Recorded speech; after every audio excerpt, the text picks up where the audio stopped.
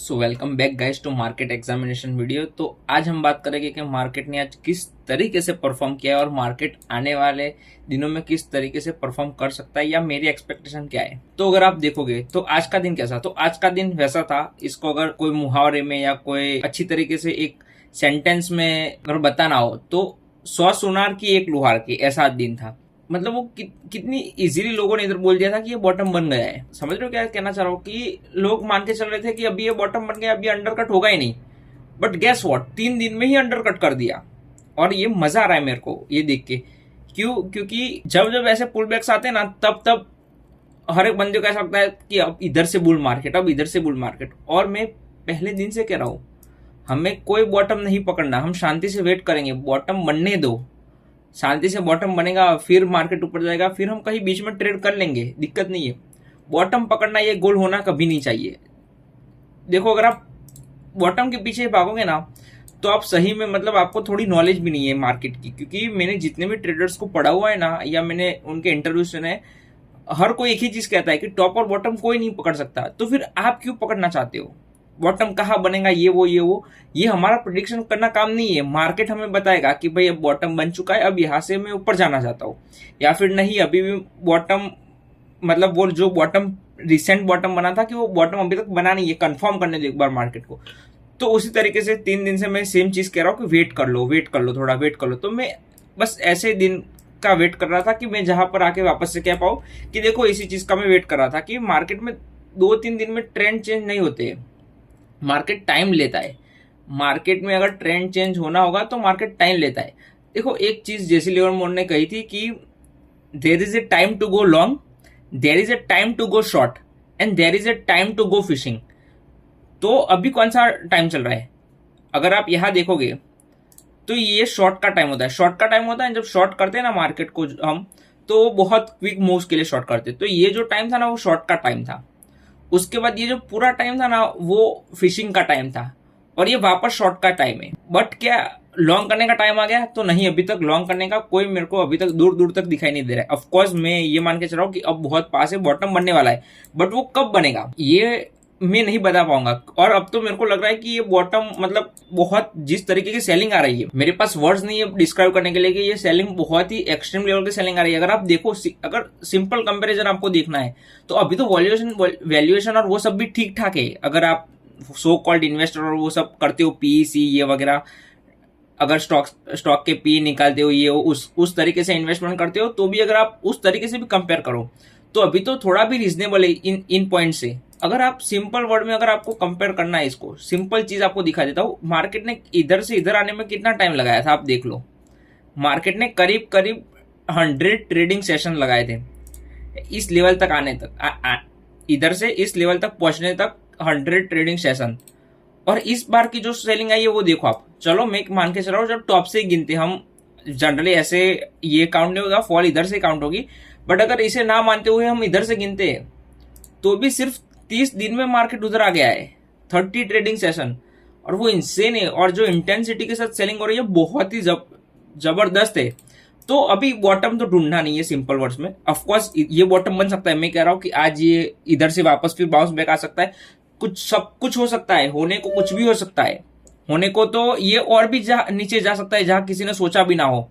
19,000 पहुंच जाए, 18,000 पहुंच जाए, नहीं पहुंचेगा। बस मैं कह रहा हूं, होने को तो कुछ भी हो सकता है मार्केट में। बट हमारा व्यू क्या होना चाहिए? हमारा सिंपल व्यू होना चाहिए कि हम बॉटम को नहीं पकड़ेंगे, ना हमें जल्दी है। बट मैंने बोला हुआ है मैं कहाँ से इन्वेस्टिंग शुरू करूंगा। वो जिसने जिसने अगर मीटिंग ज्वाइन की थी, लास्ट मीटिंग, तो उनको पता होगा कि मैंने बोला हुआ है मैं कहाँ से इन्वेस्टिंग शुरू करने वाला हूँ।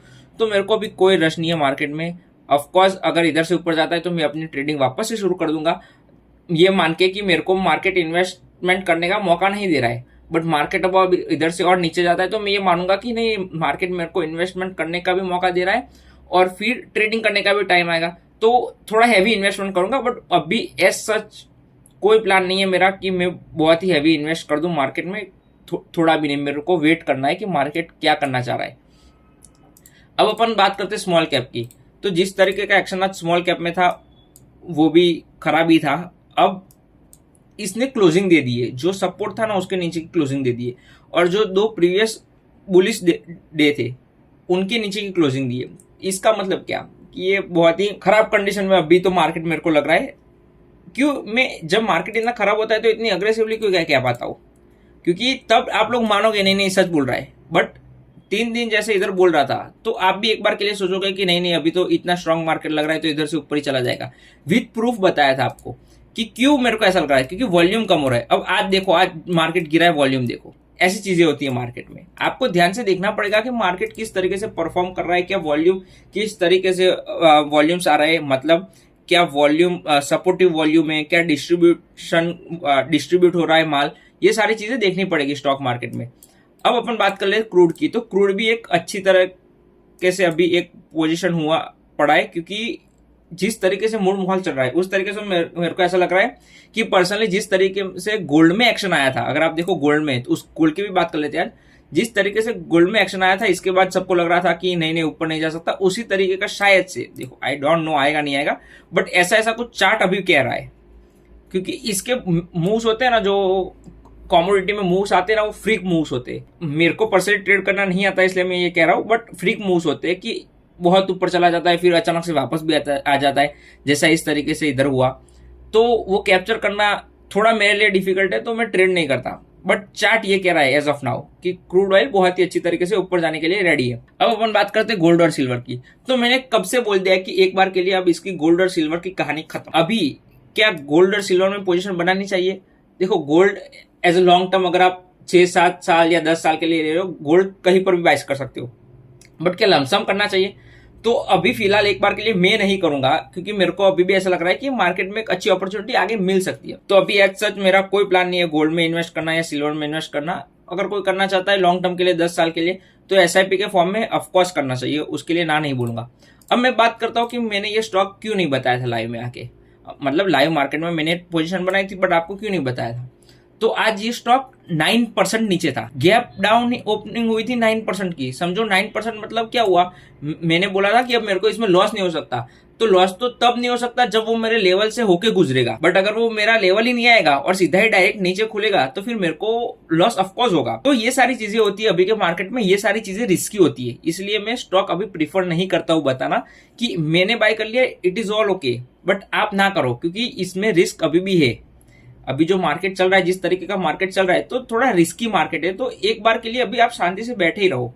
मैं बताऊंगा, मैं ट्रेडिंग करूंगा, तब ट्रेडिंग करना शुरू कर दो, क्या दिक्कत है, बट अभी मत करो। अब अपन बात करते हैं यूएसडी आईएनआर की। तो यूएसडी आईएनआर क्या ही बढ़ रहा है, मेरे पास वर्ड्स नहीं है कहने के लिए कि किस तरीके से बढ़ रहा है। अगर ये 100 हो जाता है, ऑफकोर्स लास्ट एक ईयर में तो वो 11% ऑलरेडी बढ़ चुका है in compare to INR, but अगर ये और बढ़ता है तो हमारा रुपी डेप्रिशिएट होगा।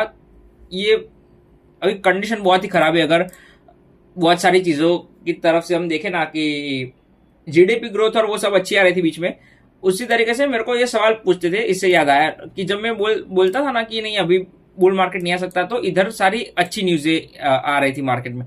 जीडीपी ये है वो है, रुपी भी गिरना बंद हो चुका है। ऑफकोर्स रुपी ऐसे जा रहा था, फिर नीचे गिरना शुरू हो गया। ये सारी चीजें न्यूज इधर आ रही थी। तो क्या इम्पैक्ट हुआ, मैं जो लोग मेरे को पूछते हैं ना, वो यही गलती करते कि वो वापस आज के दिन आके नहीं देखते, कंपेयर नहीं करते उस दिन में क्या कह रहा था और आज का सेंटिमेंट क्या है, किस हिसाब से।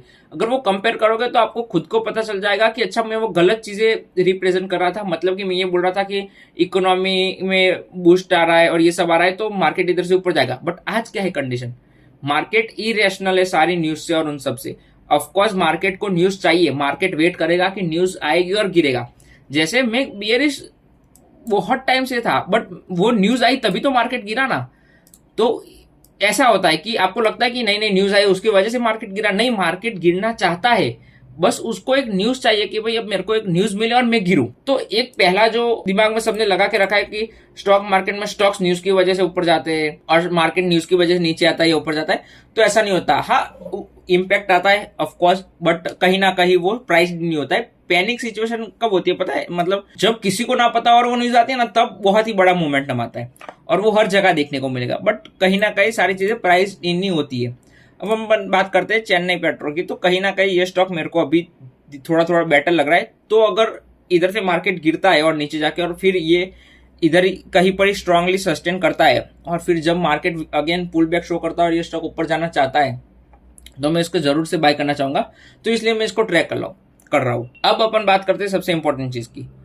अब जो जो ये वीडियो पूरा देख रहा है वो कमेंट करो और लाइक करो, और अगर ये तीनों वीडियो आपने लास्ट में जो अगर पूरे देखे हो और अपन प्राइवेट चैनल की बात की थी तो मेरे को डीएम करो कि प्राइवेट चैनल में ऐड करो ऐसा। तो अपन प्राइवेट चैनल बना लेना, मैक्सिमम मेरे ऐसे इच्छा है कि मैं ना कम से कम 10 या 15 लोगों को ऐड करूं, और जो सही में सीखना चाहता है ना वैसे लोग मेरे को चाहिए, तो मेरे को डीएम करो।